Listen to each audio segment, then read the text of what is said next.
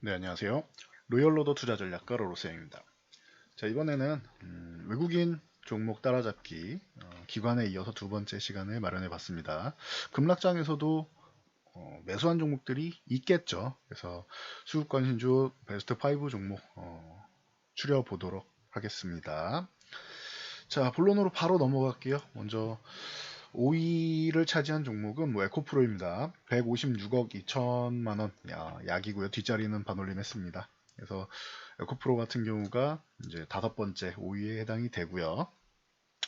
그 설 연휴 이후 중을 기준으로 이제 여러분들께 소개해드리고 있습니다. 그래서 외국인 수급 관심 주고 기관에서도 나쁘지 않아요. 그쵸? 기관에서도 큰 물량은 아니어도 초반에 조금 매수해놓고 그 다음에 유지해주고 있는 종목입니다. 샀다 팔았다 샀다 팔았다 하면서 적어도 기관에서도 매도는 안 했다라는 정도를 보시면 될 것 같아요. 대신 매수하는 주체가 없어서 당연히 상승했던 부분을 내주기는 했죠. 대신 이 종목은 기존 주가에서 추가적인 급락이 나오거나 하지는 않았어요. 이 기간 동안에도 2월 중순까지는 상승을 보였고 그 이후에 제자리로 돌아온 정도입니다. 상승 모멘텀은 뭐 다들 알고 계시겠지만 에코프로는 이 에코프로 BM을 이제 보유하고 있기 때문에 에코프로 BM이 상장하기 전에는 에코프로가 이제 수혜를 받았었죠. 그래서 BM 상장한 다음에는 에코프로보다는 에코프로 BM을 매매하시는 게 유리합니다라고 계속 말씀을 드렸습니다. 보시면 에코프로 BM이 이렇게 상승하는 동안 에코프로 같은 경우는 사실 뭐 올라갔다가 이만큼 올라갔다가 다시 제자리로 돌아왔잖아요. 그러면 분명히 지분 가치는 받을 수 있단 말이에요. 양극화물질 쪽으로 해서 뭐 당연히 뭐 에코프로비엠 뭐 NCA의 강자이기 때문에 삼성이랑도 뭐 계속 뭐 좋은 얘기 나오고 있고 앞으로 더 이제 활성화될 수 있는 기업이기 때문에 기대감을 많이 모으고 있어요. 그리고 에코프로는 얼만큼 지분을 갖고 있느냐? 54.24%의 지분을 갖고 있기 때문에 에코프로비엠이 이렇게 상승하게 되면 지분 가치만 상승하는 거를 평가를 해도 뭐 지금 기존 주가로 다시 돌아온 지금 약간의 상승 모멘텀은 가질 수 있지 않겠느냐라고 생각해서 기관에서도 매도를 하지 않고 있고 외국인에서는 조금 슬슬 야금야금 뭐 담아가는 모양입니다. 그래서 참고하시면 될 것 같고요. 외국인들 매수 구간을 보면은 초반에 조금 매수를 했어요. 그러면은 지금 그렇게 뭐 썩 유쾌한 상황은 아니에요. 왜냐면은 외국인들이 요 구간에서 매수를 많이 했기 때문에 요 구간에서 지금 매수를 많이 한 걸로 나오기 때문에 올라갈 때 매수를 했죠. 매집을 했죠. 그러면은 현재 예상치로는 지금 그 23,600원 전후로 예상이 됩니다. 23,600원 전후. 이건 추정치예요. 평단가가. 그러면은 현재 19,400원이라고 하면 마이너스 17.8% 정도의 손실을 기록하고 있습니다. 외국인들은 물론 급하지 않아요. 기관 같은 경우는 손실이 나면은 좀 이제 반등 나올 때 빠르게 정리하려고 하는 경우도 많이 있는데 외국인들은 좀 여유가 있죠. 자금적으로. 그래서 그리고 지수에 투자하는 개념도 있고 해서 좀 여유 있게 볼 수 있는 뭐 종목들 중 하나다라고 보시면 될 것 같아요. 에코프로. 그래서 에코프로는 이제 본인 자체적인 부분도 있지만 에코프로 BM하고 연관된 부분이 있어서 조금 길게 설명을 드렸습니다. 자, 현대바이오 같은 경우가 이제 4위에 올라 있고요. 현대바이오는 에코프로보다 한 뭐 약 6억 정도 추가적으로 매수를 했네요. 그래서 162억 1천만 원 정도 요 정도를 매수를 했고요. 자, 이 종목은 바이오 종목들 같은 경우가 꾸준히 이제 작년부터 좀 안 좋은 모습을 보이면서 계속 뭐 인상 실패하고 오염되고 뭐 1차 지표 충족 못 시키고 막 여러 가지 이슈들이 많았죠. 거기다 바이오시밀러 같은 경우도 작년에는 못 간다라고 2018년 후반에 하반기에 말씀을 드렸죠. 좀 당분간 글로벌 제약사들의 약가인화와 글로벌 제약사들이 자체적으로 바이오시밀러를 개발하고 이제 경쟁 구도가 되기 때문에 약간의 우려감이 있을 수 있다. 모멘텀은 2020년에 나올 가능성이 높다라고 계속 말씀을 드렸는데 이제 작년 말부터 이제 삼성바이오로직스가 이제 실적이 턴어라운드 되기 시작하면서 자회사 정확하게는 자회사인 삼성바이오 에피스죠. 턴어라운드 되기 시작하면서 바이오시밀러 쪽부터 올라오기 시작했고 이런 뭐 신약 개발 기업들 같은 경우에도 이제 뭐 반응은 없었는데 최근에 추가적인 하락이 나오면서 이 정도면 그래도 바이오들도 메리트가 생기지 않았느냐라는 의견들이 나오고 있습니다. 그러면서 뭐 현대바이오 같은 경우도 보시면은 외국인들이 매수를 하고 있고 기관도 매도는 하고 있지 않다라고 보시면 될 것 같아요. 그래서 2월 초에 좀 매수를 하고 요 구간에서 조금 매수를 하고 그리고 나서 추가 하락이 나온 요 구간에서도 매수를 했습니다. 그래서 좀 매수를 하긴 했는데 손실이 지금 현재가로만 보면 손실이 좀 큰 상태예요. 평단가는 11,500원 조금 안 되는 걸로 보입니다. 11,451원 정도 되는데 450원 정도라고 치고 9,100원으로 계산하면은 대략 봐도 한 20%의 손실은 지금 보유하고 있는 거죠. 그래서 저는 사실 현대바이오 약간 테마성으로 접근하는 거면 몰라도 굳이 저는 이 종목에다가 큰 비중의 뭐 돈을 투자하거나 하기에는 사실 쉽지는 않다고 봅니다. 백내장 수술 이후에 염증 치료라는 이제 저만액 개량 신약을 개발하고 있고 이제 모회사인 이제 CM팜이 췌장암 파이프라인을 보유하고 있죠. 그래서 췌장암 치료 쪽으로 해서 임상을 뭐 준비한다라는 뭐 얘기도 있고 해서 하는데 뭐 이쪽보다는 저는 조금 더 확실한 게 좋은 것 같아요. 바이오 같은 경우는.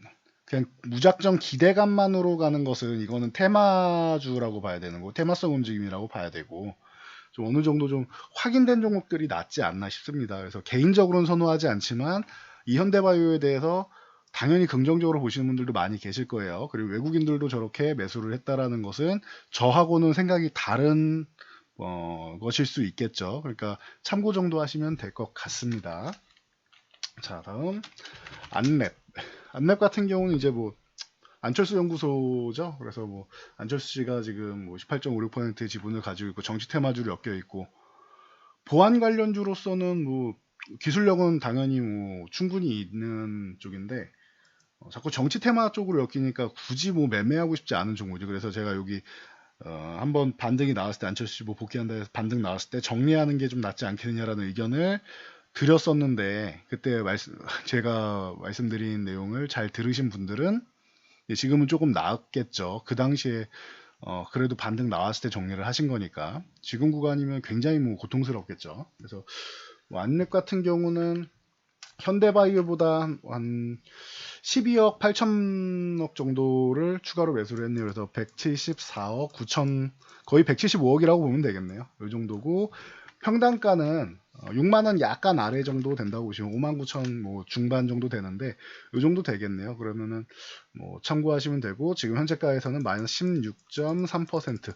자세히 설명드리면은 괜히 이 종목 좋게 보는 것 같으니까 저는 정치테마주는 안 건드리는 게 좋다, 정신 건강에 좋다라고 말씀을 많이 드리죠. 그러니까 참고 정도만 하시면 될 것 같아요. 아, 순위에 있구나 정도 보시면 될 것 같고요. 알테오젠 같은 경우는 작년에 라이선스 아웃이 나오면서 1조 6천억 라이선스 아웃 나오면서 뭐 굉장히 좋은 모습을 보였죠. 그러면서 라이선스 아웃이 나오면서 좀 쉬어갔고 그 다음에 한 차례 더 올라간 상황.